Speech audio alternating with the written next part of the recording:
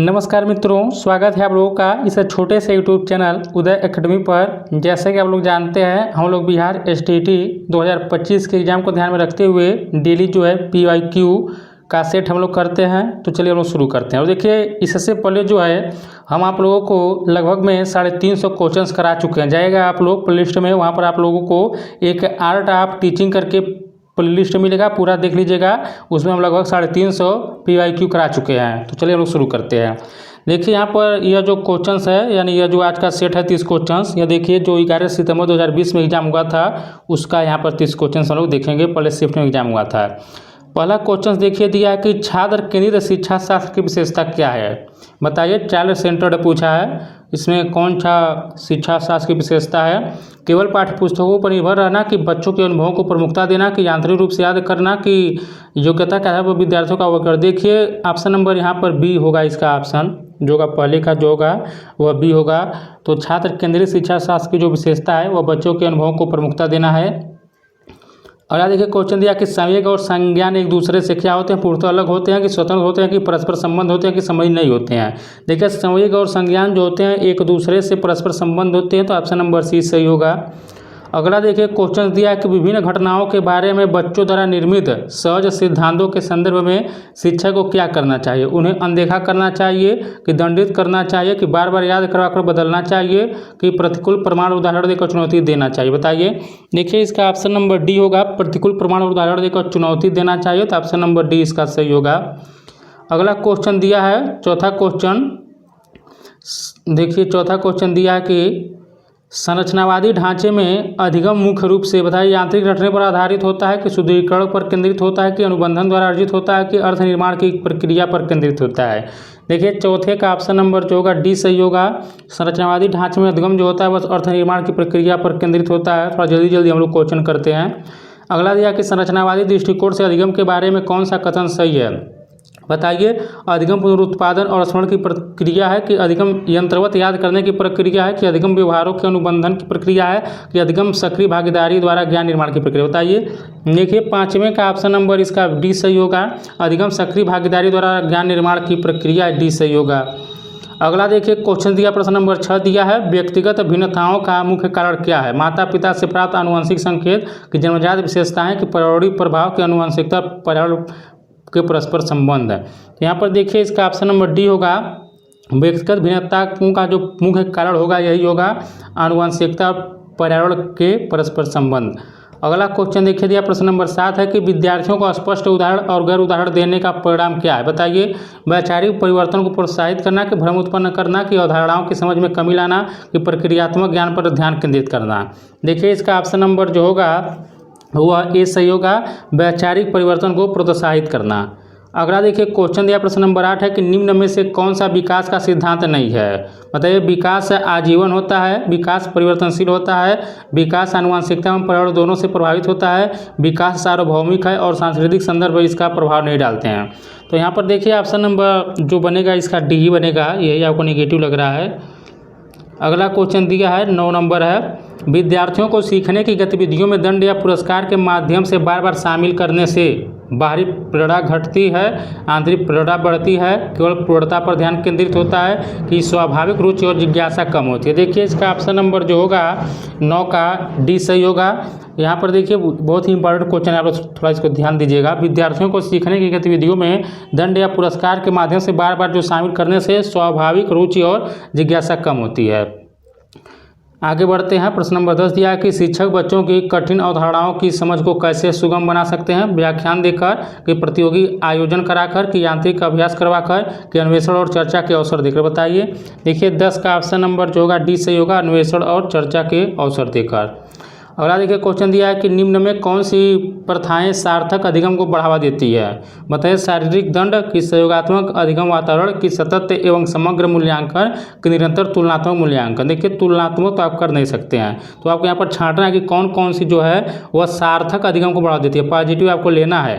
देखिए शारीरिक दंड तो यहाँ पर होगा नहीं, और यह देखिए यह चौथा भी नहीं होना चाहिए, जहाँ तक यहाँ पर दूसरा तीसरा सही होगा। तो यहाँ पर देखिए इस प्रश्न का जो होगा वह 11 का बी ही सही होगा, दूसरा और तीसरा यहाँ पर पॉजिटिव है, बाकी सब नेगेटिव दिया था। अगला क्वेश्चन देखिए दिया प्रश्न नंबर 12 की कक्षा में चर्चा के दौरान शिक्षक लड़कियों की तुलना में लड़कों पर अधिक ध्यान देता है, यह किसका उदाहरण है? जेंडर पक्षपात का, कि जेंडर पहचान का, कि जेंडर प्रासंगिकता का, कि जेंडर अस्थायित्व का? तो देखिए दोस्तों इसका ऑप्शन नंबर जो होगा वह ये यहाँ पर से होगा जेंडर पक्षपात यानी कि जेंडर बायस होगा। तो ऑप्शन नंबर इसका एज सही होगा। 13 नंबर दिया कि बच्चों में जेंडर रूढ़िवादिता और भूमिका अनुरूपता कम करने की प्रभावी रणनीति कौन सी है? जेंडर पक्षपात पर चर्चा, कि जेंडर विशिष्ट भूमिकाओं पर जोर, कि जेंडर के अनुसार खेल समूह बनाना, कि जेंडर के अनुसार बैठने की व्यवस्था करना? ये भी नहीं होगा, यह भी नहीं होगा। फिर यहाँ पर देखिए जो यहाँ पर जो होगा इसका 13 का ऑप्शन नंबर अब कौन सा बच्चा आप लोगों का? तो ये यहाँ पर सही होगा जेंडर पक्षपात पर चर्चा। अगला क्वेश्चन दिया है निम्न मनोवैज्ञानिकों में से किसने बच्चों को ज्ञान के सक्रिय खोजी के रूप में देखा और उनके चिंतन पर सामाजिक सांस्कृतिक प्रभाव को महत्व दिया? बताइए। जॉन वी वाटसन ने, कि लेव वागस्की ने, कि जीन पियाजे ने, कि लॉरेंस कोहलबर्ग ने? देखिए इसका ऑप्शन नंबर जो होगा वह बी होगा, लेव वागस्की ने। देखिए जहाँ पर समाज संस्कृति आप देखिएगा वहाँ पर आंख बंद करके लेव वागस्की लगा दीजिएगा। आप लोग सीटेट में पढ़े होंगे यदि आप सीटेट क्वालिफाई होंगे तो। अगला देखिए क्वेश्चन है कि जीन पियाजे द्वारा प्रस्तावित ठोस संक्रियात्मक अवस्था की विशेषता कौन सी है? बताइए। जैसा कि आप लोग जानते हैं देखिए जीन पियाजे जो हैं यह संज्ञानात्मक जो बुद्धि का यह सिद्धांत दिए थे, संज्ञानात्मक विकास का सिद्धांत। इन्होंने 4 अवस्था बताया था, S P C F. S मतलब क्या? Sensory, motor, pre operational, concrete या फॉर्मल है। तो यह 0 से 2 साल तक होता है, यह 2 से लेकर 7 होता है, 7 से लेकर 11 होता है, और देखिए यह 11 से 18 या 11 प्लस यह होता है। तो यहाँ पर यही ठोस संक्रियात्मक पूछा है, कंक्रीट वाला पूछा है, तो कौन सा होगा? तो देखिए 15 का जो होगा इसका ऑप्शन नंबर जो होगा इस प्रश्न का बी होगा, संरक्षण और वर्ग समावेशन होगा। अगला देखिए क्वेश्चन दिया प्रश्न नंबर 16 शिक्षण अधिगम प्रक्रिया में व्यक्तिगत ध्यान महत्वपूर्ण क्यों है? क्योंकि छात्र समूह में बेहतर सीखते हैं, कि शिक्षक प्रशिक्षण कार्यक्रम ऐसा कहते हैं, शिक्षक को अनुशासन बनाए रखने का अवसर मिलता है, कि बच्चे अलग अलग दर से विकसित और सीखते हैं? देखिए इसका ऑप्शन नंबर जो होगा डी होगा, कि बच्चे अलग अलग दर से विकसित और सीखते हैं। अगला दिया कि मूल शिक्षा यानी कि बेसिक एजुकेशन की परिकल्पना किसने दी? डॉक्टर जाकिर हुसैन ने, कि डॉक्टर राजेंद्र प्रसाद ने, महात्मा गांधी ने, रवींद्रनाथ टैगोर ने? बताइए।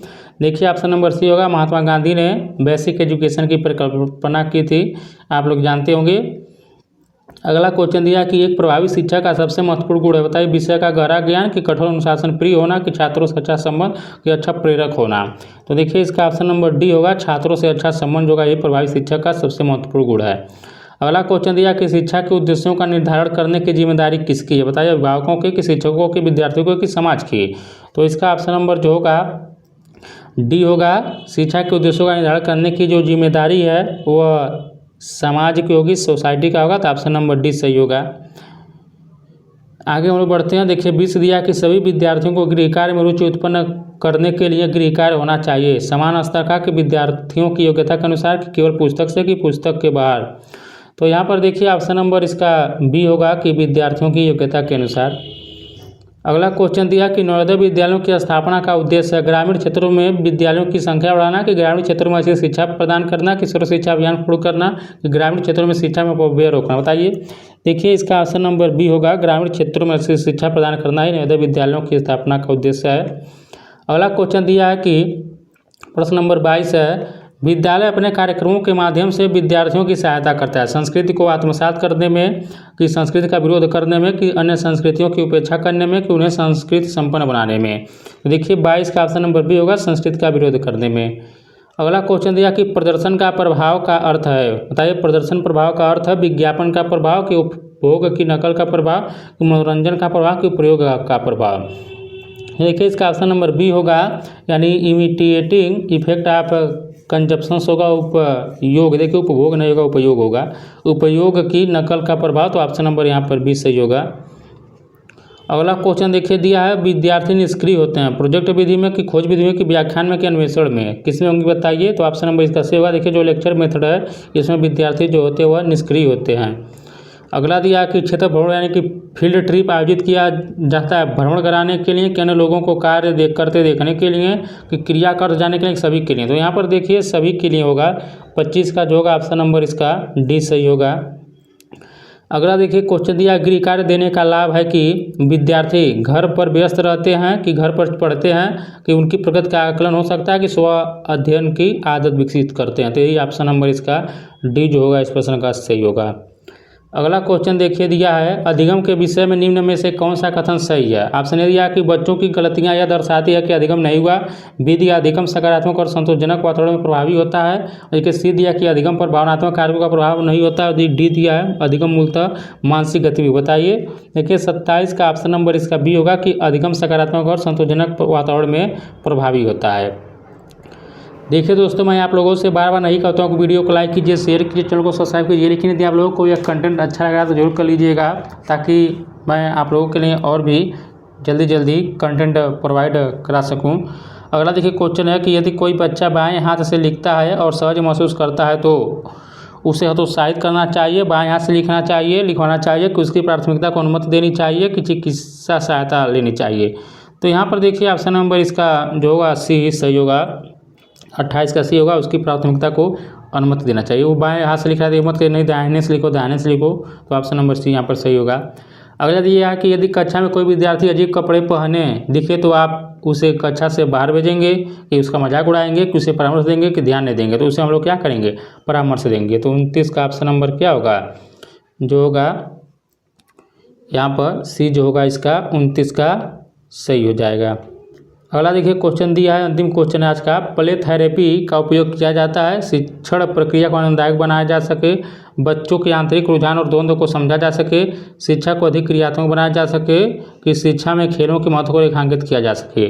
देखिए इसका ऑप्शन नंबर जो होगा वो बी होगा, बच्चों के आंतरिक रुझान और द्वंद्व को समझा जा सके, इसलिए प्ले थेरेपी का उपयोग किया जाता है। तो ऑप्शन बी सही होगा। तो आप लोग कमेंट करके बताइएगा आप लोग का 29 में से कितना परसेंट सही हुआ है। अब हम लोग देखिए लगभग में 400 क्वेश्चन जो है कर चुके हैं, और बाकी भी आप लोग PFQ देखना चाहते हो तो प्लेलिस्ट में जाकर देख लीजिएगा। तो मिलते हैं अगले वीडियो में, तब तक नमस्कार, जय हिंद, जय भारत।